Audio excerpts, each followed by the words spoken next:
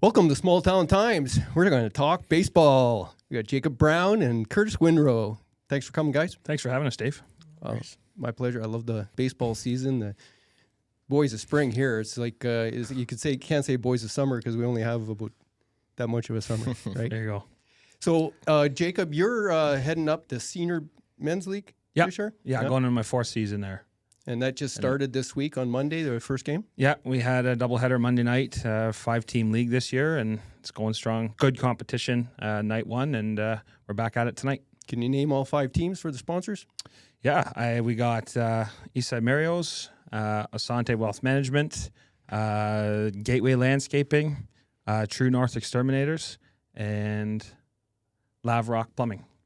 Who won last year? Who's the defending chaps? The guy to the left of me, the Team Asante. I would like to throw in that Eastside Mario's won the Fall League.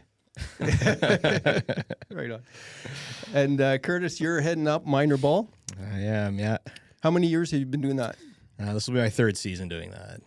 Big numbers this year. Tell me about it. Yeah, so numbers have gone up a lot. We've added teams to every single division, and there's 550 kids between the age of 3 and 16. So it's baseball's booming in North Bay. Because of the Jays. Jays are good, never hurts. Right on. Well, I remember you two guys when you're the seniors in Mosquito, right? So that's I think you're just were you playing together on the Stingers at that time, or it was a Pee Wee? I don't think we played together till midget. Yeah. Oh yeah. Yeah, we were always kind of one division apart. Yeah. Oh, no kidding. Yeah. Okay. How old are you, Kurtis? I'm 26. Oh, okay. And Jacob? Yeah, I'm 25. Oh, okay, that's what. Oh, okay. Yeah. Well, I remember seeing you guys all over the Diamonds. There's you played against each other in high school. Yep. Yeah. Sure did. Yeah. Who's got the bragging rights on the high schools? I'll take that with 2 yeah. championships for sure. I think you're partially responsible for one of those as well as a coach. Well, we coached Matt, myself, and Clarky coached, and the year Tugas didn't, and then we won the championship. We all got fired. He took over again, and he couldn't replicate it. That's the biggest feather in my cap. There you go.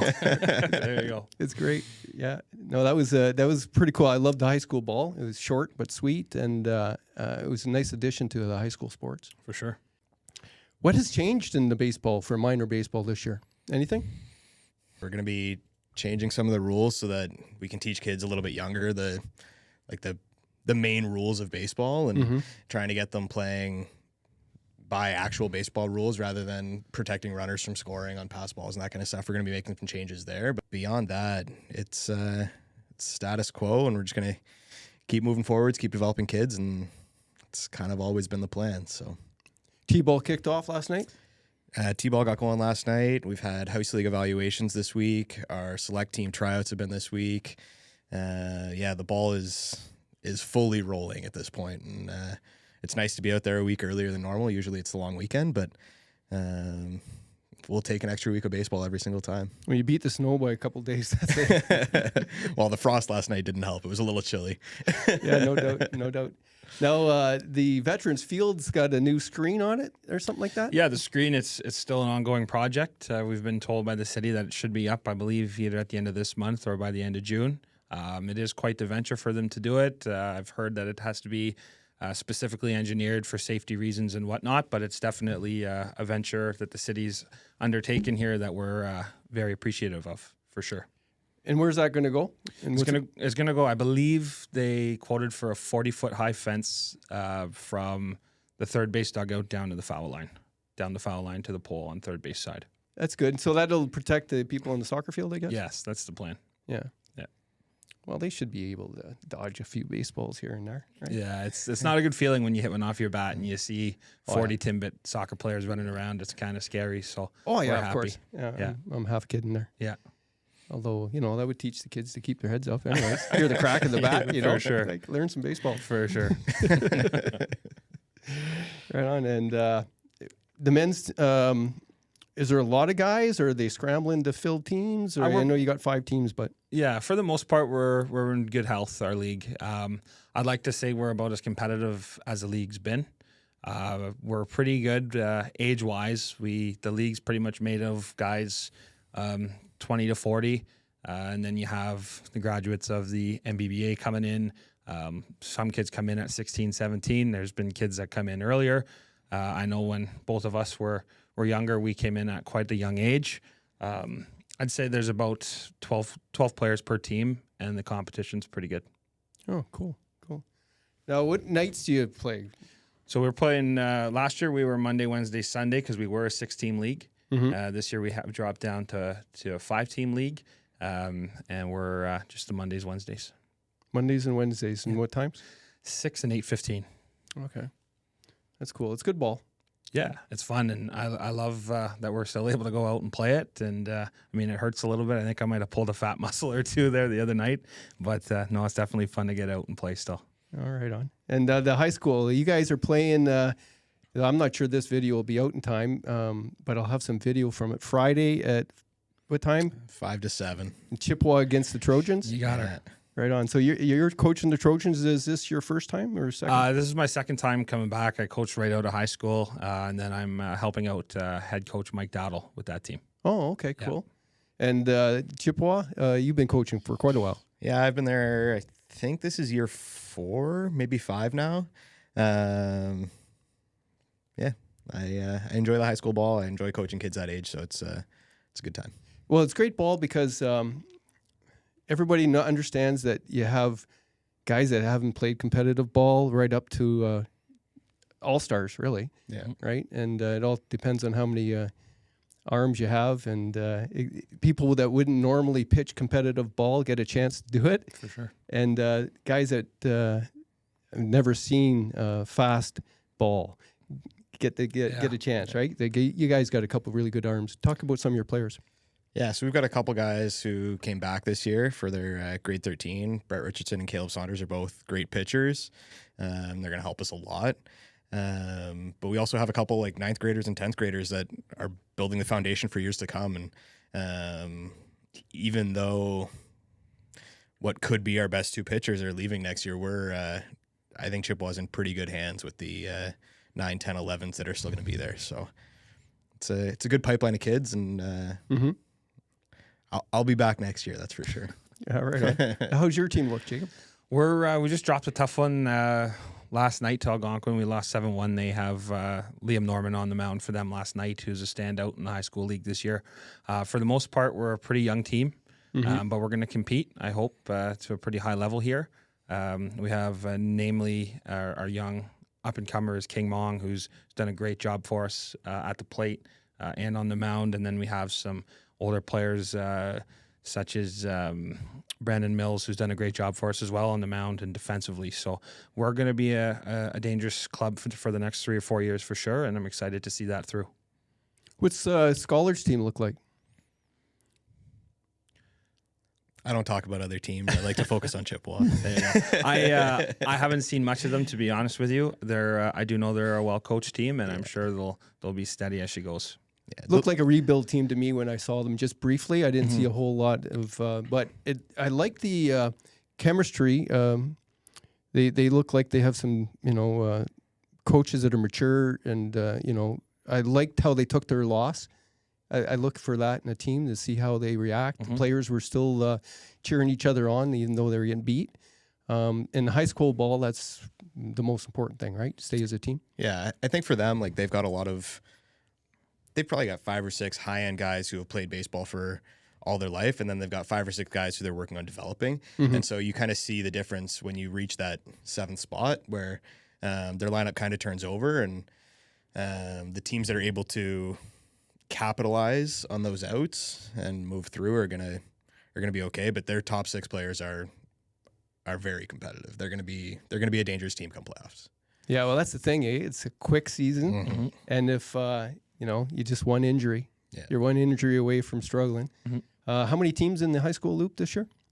There's 6 this year. Yeah, so Franco's in this year, which is nice, and Ottawa's in this year. What's Franco team look like? We played them the other night. They have a really good arm that we faced. Martin Audette from Sturgeon Falls. He pitched them to a 4-3 loss against us the other night. So they're pretty competitive. They are light hitting, but from what I saw, they're pretty capable on defense, and they'll stay in baseball games. So another team to watch out for in the playoffs. Yeah. can't take any innings off because any team can win on any night.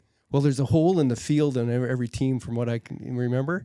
And if you can just get your batters to, even dribble one out to the hole, right? And whoever's... That's high school baseball. Yeah, attack the weak spots. Find a hole. Absolutely. And try to wear out the first pitcher. Yeah, that's key for sure. Yeah. So what do you guys like, Kurtis, first, most about... because you guys are multi-sport guys, right? So what do you like about baseball the most?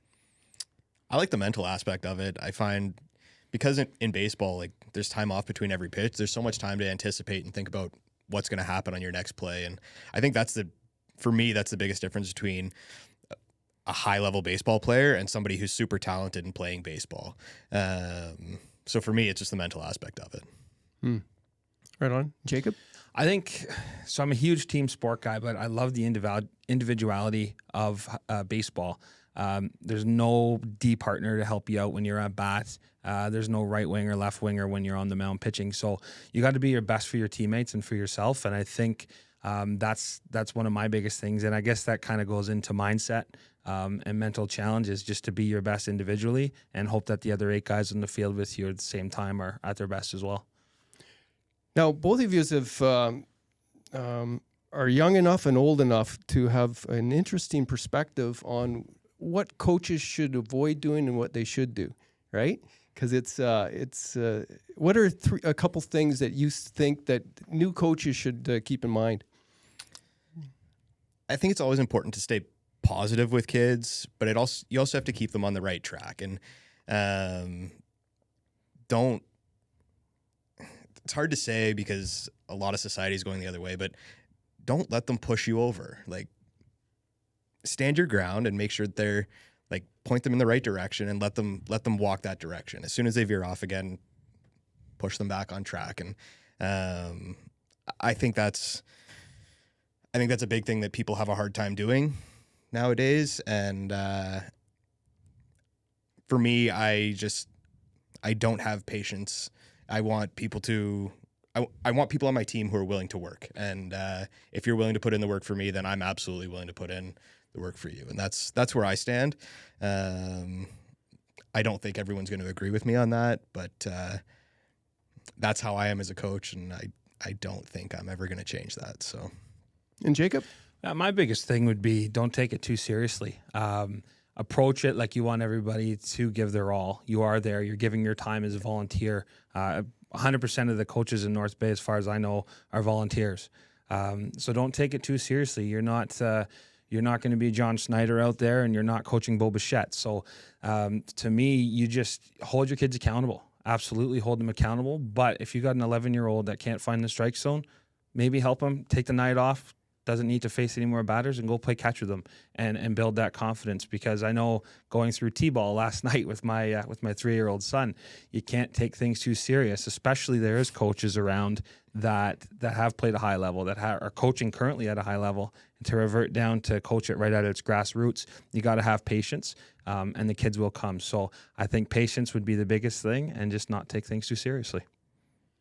Well, from what both of you said, there's some good stuff there. I think it's age-appropriate adjustments for coaching, right? Absolutely. Like, for sure. So, you're certainly not going to get too serious in T-ball, but when you're coaching a bunch of 14-year-olds, you better put some accountability in there. Absolutely. And I think that's where our answers differed a lot, is where you're thinking older kids. Jake spends a lot of time with his son at T-ball, and I spend more time with the U18 team. Yeah. And so I think there's obviously a different way to approach kids who are 3 versus kids who are 17, 18. Right, yeah. And I think that's where our answers differed. Yeah. I think we should be making the 6-year-olds do push-ups, actually. But yeah. No, and go back to the don't take things too serious. It's not a free-for-all out there. And even when I'm coaching at the high school level, you got to realize you're coaching somebody and teaching them the fundamentals of baseball sometimes at 14, 15 years old, and it's tough. So my biggest thing that I've been able to develop into as a coach is putting myself in an athlete's shoes. Being an athlete, being somebody who started playing baseball at 4 and 5 years old, by the time I got to high school baseball, it was just organic for me to hop in and be one of the top players on the team, and thankfully in the league. and I was able to enjoy success. But you have to put yourself in an athlete's shoes, and for sure, whatever age you're coaching, the approach changes 100%. Oh, yeah, for sure. I had the fortune of being an assistant coach on a bunch of teams for the select, and it was kind of cool, like the Stingers. I had a lot of fun. It was challenging, though, and I made some mistakes, and I had to do some growing up as well as the kids, right? But it's a great place to do it. What I like about baseball is that it's not indoors and that people change outdoors. You'll get a few people in the stands that bark and chirp and whatnot, but it's a little bit more relaxed mostly. You're not going to have the guy climbing on the glass, although you might get a guy on the fence. I don't know. I think it's more of a looser sort of scenario environment for people, the parents, the players. If they can just enjoy it, it'd be great. Yeah. Of course, it depends if it's playoffs and that. Yeah. And who's umping. For sure. Yeah. How's the umping situation this season? I know. I'll talk real quick about the senior league. We have staples from the early days of men's league. Dave Saad and Louis Risi are still there in the thick of things, doing a job for us. And we do have some new guys from out of town. Apologize, Chris, if you watch this. Yeah, I don't know your last name, but he's helping out. He's an individual that's done a great job. Kevin Gilchrist, he's kind of come over to hardball as well as he's still doing the fast pitch, which is great. And Adam Morrell has stepped in there as well, and he's learning. So we don't need the amount of umpires that North Bay Minor Baseball needs, but the guys we have do a great job. Yeah, I agree with Jake on the men's league front. North Bay Minor Baseball's had a bit of a harder time with umpires. We have, I would say, 2 or 3 guys that are staples and have been here for a while and keep doing it, and they're the leaders who teach the younger kids how to do it. And then every year we have, I'd say, 8 or 9 younger kids who step up and decide they want to do it. I was an umpire. Jake was an umpire. Ben over here hiding in the corner was an umpire. So son Dylan was an umpire. Your son Dylan was an umpire. So it's kids like that who step up and do it for 2-3 years as they're going through the program, and they give back their time while making money, but they give back their time to the league, and it's super helpful. No, it's a necessary thing, and there's always that turnover. And so, are you looking for some mature umps in the minor ball? Should we say that, or do you have enough? I would never say no. Yeah. That's where North Bay Baseball stands. Numbers are growing and umpires are staying the same. So at some point there's going to be games with one umpire, and as a coach, I don't like that. So yeah, I would much rather have 2, and I would never say no to umpires. You're a coach in Canada, or? Yes, I am. Yeah. Okay. Tell me about that. So Canada's got a team. This is probably news to a lot of people. Last year we played in the men's league fall ball that Jake's team unfortunately won. And this year I think we're trying to make steps forward too. So we're going to play in the men's league again for sure, and then hopefully we're going to have a couple home and homes and be able to host some out of town teams as well. Well, that's cool. Kind of build the program step by step, and hopefully at some point we're playing in the OCAA. Right on. I think Laurentian was the closest post-secondary place that had a team. Do they still have a team? Yep, they still got a team.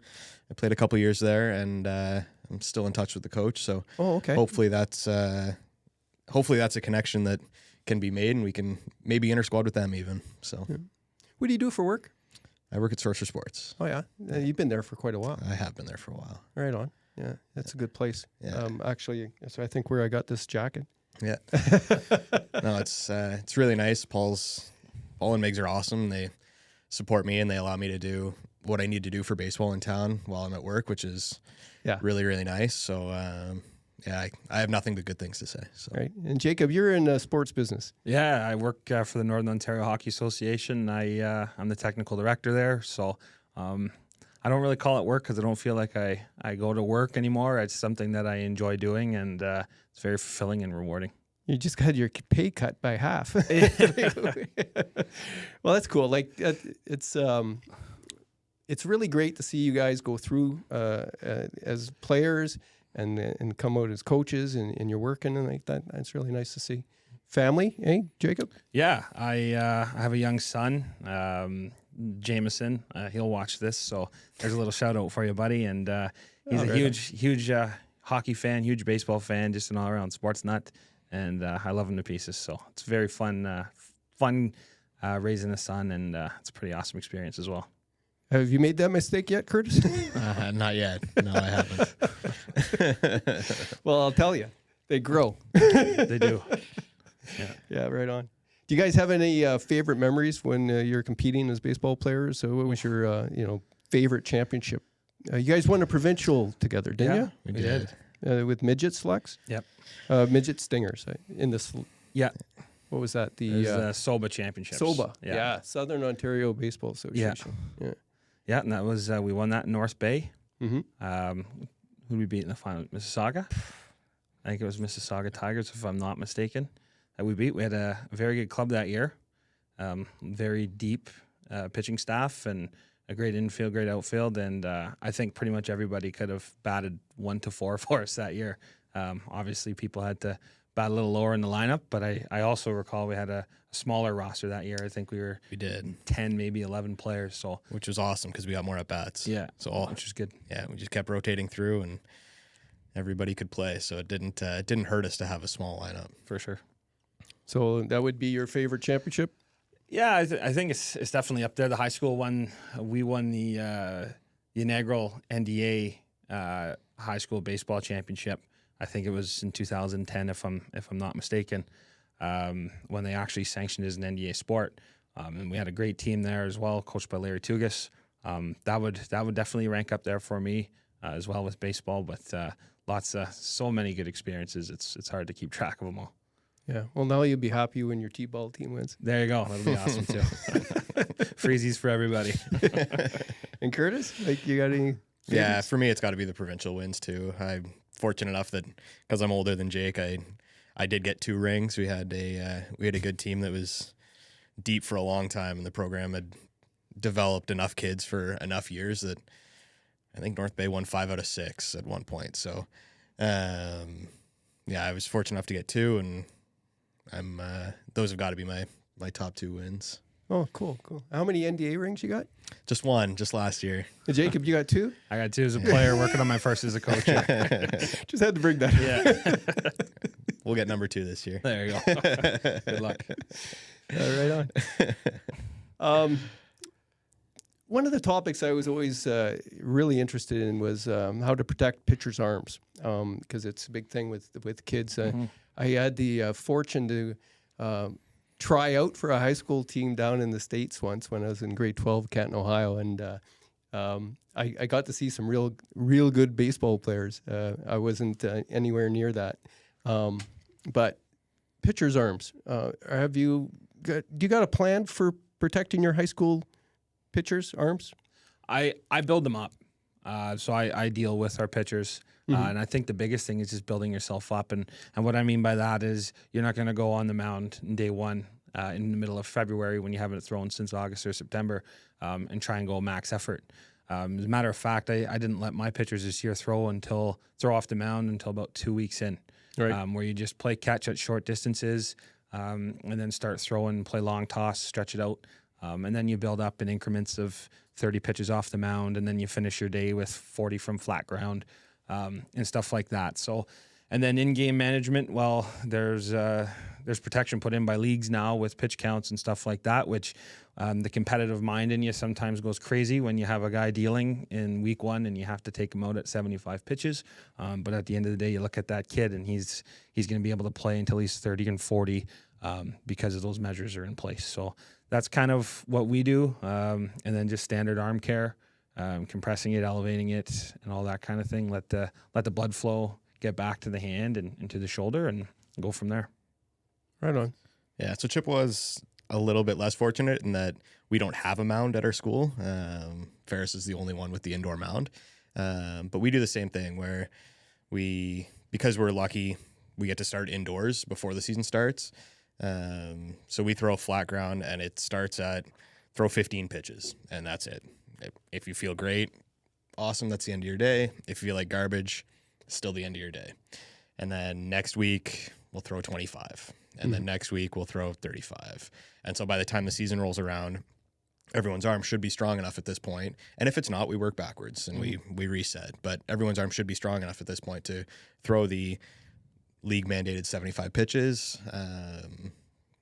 And this week now, in the second week, we're up to our guy threw 90 this week, and he'll be ready to go for 100 come playoff time. And that's the case with all of our pitchers, and we've worked them up from the bottom. And Baseball Ontario also does a great job there. Their pitch count rules are very strict and need to be followed, and North Bay Baseball is implementing them this year as well because they do far more research than I ever can in order to make sure that arms are healthy and kids are healthy, and that's obviously a priority. Do you still have the Stinger sort of traveling teams? So they're Panthers now. Okay. Yeah. But yes, they still exist. There will be a U9 team, a U11 team, a U13 team, and a U15 team. So, okay. Oh, how come they changed from Stingers to Panthers? To promote Canada baseball. Pitching arms. Now, like you guys were describing, there's a little bit of a deficit in time to get the arms ready. But you start indoors and whatnot, and you have a short season and a couple different teams. So some of the players are playing on teams that different leagues, so they could actually sneak in more pitches, right? Yeah. So I have a player on our men's league team that's still in the high school league. Alluded to him earlier, Martin Audette, and he's basically off limits for us. I don't have any plans in pitching him in our league until his high school league's done, and it's been clear to him and his family, and they're fine with it. And he'll go play and hopefully dominate there and do really well, and then come and contribute. Well, that's a good way to handle that. Yeah.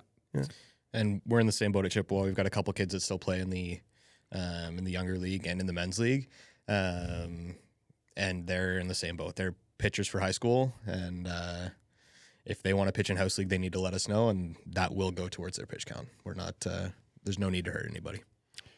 The other factor is sometimes your best pitchers are also catchers and stuff. Do you kind of take into account how much they throw? You know what? I think there's a lot less of that now. And Kurtis might see it differently, but I know when I was growing up, I was pitching and catching in the same game all the time. My brother, I know Dylan used to as well. And you don't see much of it anymore. There's, I haven't really had to deal with it, Dave, but I would say you don't pitch and catch in the same game unless it's a necessity.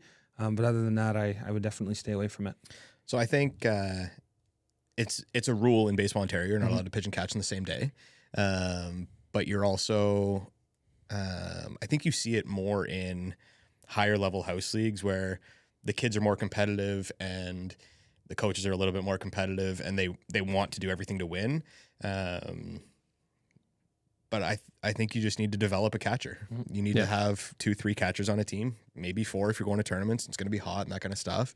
And if you don't, in my opinion, you're not ready as a team to be a championship caliber team. But yeah, so we're in the same boat. Our high school catcher is strictly a catcher. Our men's league catcher is strictly a catcher. When I go away and I coach U18, our catchers are strictly catchers. And they go to the outfield after that if they're in the lineup the next day, but that's not nearly as difficult on your arm. And if you're a catcher, you're not a pitcher. Oh, that's great. That's good. The other problem with having that as well, when it does happen, it was like if the kid's sick, you've lost 2 players, right? Rather than just one, and if they're key. So developing those extra players and having them sort of specialize is a good idea for sure. Now, I know, I remember they used to say that MLB loved Canadian pitchers because they didn't wear out their arms as much because down south you're actually playing almost 12 months a year, right? Is that still the case? I would say so. Yeah. I know. So I coach the U18, or I have in the past, and helping out this year. The U18 Voyageurs in Sudbury. They play in the PBLO. They go to tournaments in the States. Every one of those kids' goal is to play for a college or university in the States. They're on a limit, and they're not playing games, and they're in a controlled environment. And I know scouts, when they come watch games, or scouts, recruiters, whatever you want to call them, when they come watch games, they are watching almost strictly pitching. It's it's very rare to find somebody who hits at the same level as an American who hits 12 months a year. So they come up, they look for arms. Yeah, that makes sense. Yeah. That makes sense. Is there some tournaments coming up? Are you guys going to host any tournaments this year? So our men's league is we actually have a date and plan set in stone, June 23rd to 25th at Veterans Field. We have it slated for an 8-team tournament, 6 teams from out of town, and then 2 all-star type teams from our local men's league will play. Last year it was a success. We're hoping to make it an annual event, so this will be second annual. Last year we were able to do a $1,000 cash tournament where Sudbury beat a team from Montreal in an exciting final. So it's great, I think, for these players, including myself, to play at that next level again. And it kind of brings you back to 16, 17 years old, playing in tournaments, just loving it. And then, but now, and then your body reminds you. And your 25. body reminds you after when you play 5 games, 6 games in a weekend, and then you got a league game on Monday night. And the shin splints are pretty bad, and everything's pretty sore, but it's fun, and we're looking forward to the tournament. Well, you got to relive those glory days. Yeah, exactly. Yeah. So what's the weekend for that? It's June 23rd to 25th. Well, that's mark that on the calendar. There you go. Yeah, that's cool. How about at the minor level? We've got nothing coming. There's some things we need to iron out locally first. We got to get the fields in tournament condition. Right. No comment on that. I won't even try to pull you into the controversies because I know you have to work hand in hand with the city and whatnot, and it's not always easy. There's wrinkles, and there's actually a lot less to be gained by embarrassing them and going public. So I don't need to embarrass them. We've had lots of conversations, and they know that numbers are rising and that we need more facilities. But cool. They're aware. Right on. Yeah. Well, I'm kind of getting excited about baseball for some reason. I don't even have a kid in it or anything, but it was just nice being at Veterans Field. It was a little. I'm gonna remember to bring my sweatshirt. It gets cold a little bit, but not too bad. Yeah, and in about 3-4 weeks, bring your bug spray because they get pretty bad out there. Yeah, not as bad out as it was at Old Michelle when we were playing out there, but it's still bad enough. Oh yeah, for sure. Anything you guys want to talk about that we haven't hit on? I think maybe just a little bit going back to kind of arm care. Maybe not even so. It's kind of meant for pitching, but also at every position. I mean, when you talked about advice for coaches and all that stuff, there's no need for 12-year-olds and 13-year-olds to learn throwing curveballs and changing your arm angle to make that curveball go and different things like that. Just let the kids develop their arm strength first, and then teach that stuff after. You want to teach a kid a secondary pitch? My best advice to you is teach them how to throw a changeup, because it doesn't do anything different to their arm. If they can throw a nice fastball and take 5, 6, 7 miles per hour off of it with a changeup, that'd be great. I mean, I started learning mine, and I'm only saying that based on experience that I had. I started learning a changeup in grade 10, grade 9, grade 10, and it's hard to learn when you're older. It is a lot harder to learn a new skill like that in sports. I was taught how to throw curveballs at a 3/4 arm slot when I was a kid. Probably not the best thing. Luckily, I didn't have any injuries based off of that, but I do know players that did. And so that's just one thing, is just let the kids grow up at their own pace. And there's nothing wrong. The best pitch in baseball is a 4-seam fastball. If it's thrown correctly and accurately, you can be successful. My addition to this would be thank you to every volunteer. Absolutely. Your time is absolutely noticed. Your time is absolutely appreciated.